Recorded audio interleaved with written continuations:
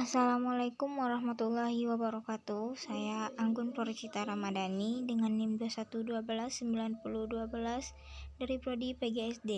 Di sini saya akan memaparkan materi mengenai sistem pernapasan pada manusia, yaitu pada mata kuliah konsep dasar biologi SD.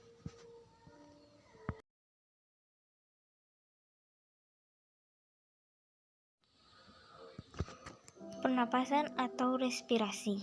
Pernapasan adalah proses pengambilan oksigen atau pengeluaran karbon dioksida yang dihasilkan energi yang dibutuhkan tubuh. Pertukaran gas antara sel dengan lingkungannya. Pernapasan atau respirasi dilakukan dalam organisme yang bertujuan untuk mengambil energi yang terkandung di dalam makanan. Nah, bisa dilihat dalam gambar, yaitu alat-alat dalam sistem pernapasan. Nah, sistem pernapasan yang pertama yaitu pada rongga hidung. Nah, rongga hidung merupakan tempat masuknya udara pernapasan pertama kali. Terdapat rambut-rambut hidung dalam mukus. Udara mengalami perlakuan sebagai berikut. Yang pertama yaitu penyaringan. Yang kedua, pengaturan kelembapan. Ketiga, penghangatan atau penyesuaian suhu. Yang kedua ada faring. Faring merupakan persimpangan antara saluran makanan atau esofagus dan saluran respirasi atau trakea. Ada 3 bagian faring. Yang pertama, nasofaring, yaitu daerah faring yang membuka ke arah rongga hidung. Yang kedua ada orofaring, yaitu bagian yang membuka ke arah rongga mulut.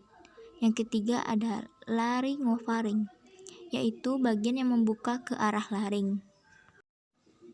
Kemudian pernafasan selanjutnya yaitu laring. Laring terletak di bawah faring yang merupakan pangkal tengkorak. Nah, laring ini tersusun oleh tulang rawan, yang mana berfungsi untuk menyalurkan udara dari faring ke trakea. Di laring ini terdapat glotis atau bagian atas laring. Glotis akan menutup oleh jaringan penutup bernama epiglotis saat ada makanan yang lewat. Laring ini juga disebut sebagai kotak suara karena memiliki pita suara.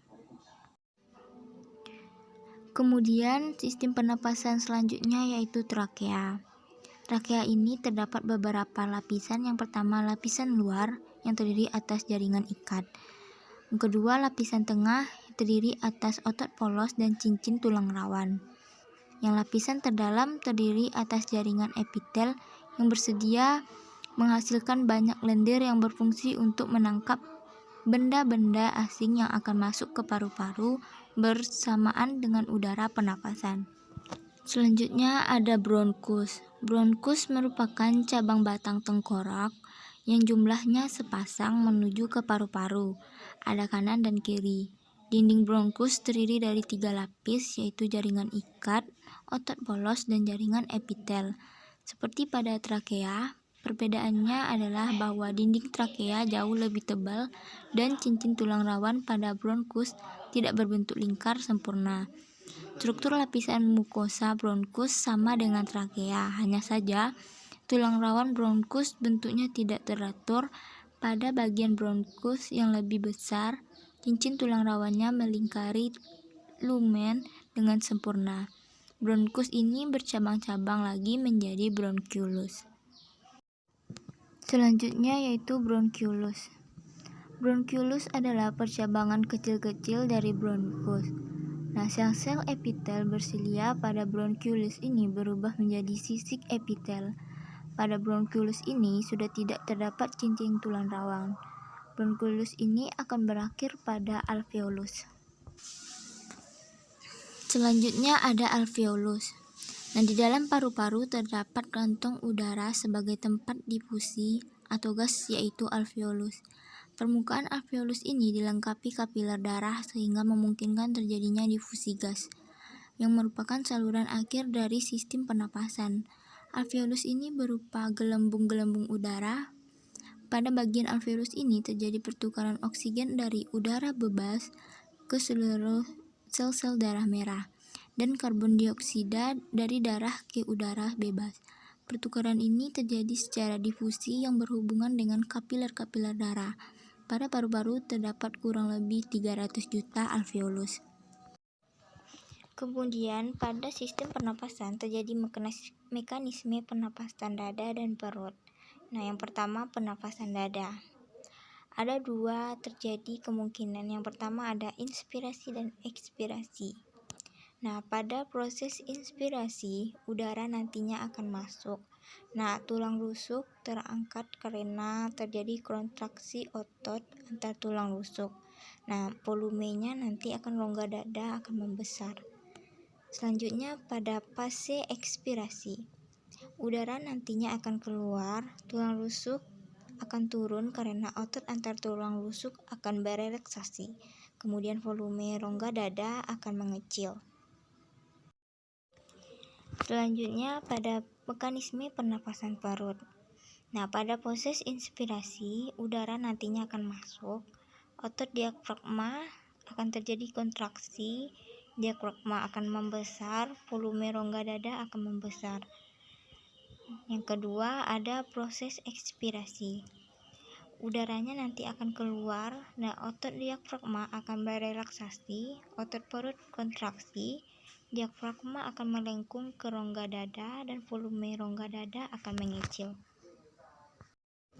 Dalam sistem mekanisme pernapasan terjadi pertukaran oksigen. Nah, pertukaran oksigen ini sebagian besar diangkut oleh Hb dalam sel darah merah.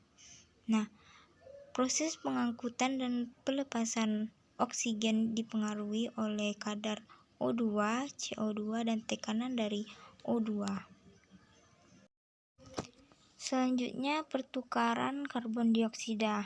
Ada dua cara pengangkutan karbon dioksida. Yang pertama ada karbon dioksida akan larut dalam plasma, akan membentuk asam karbonat.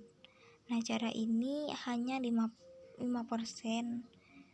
Nah, nantinya CO2 ditambah H2O akan menjadi H2CO2.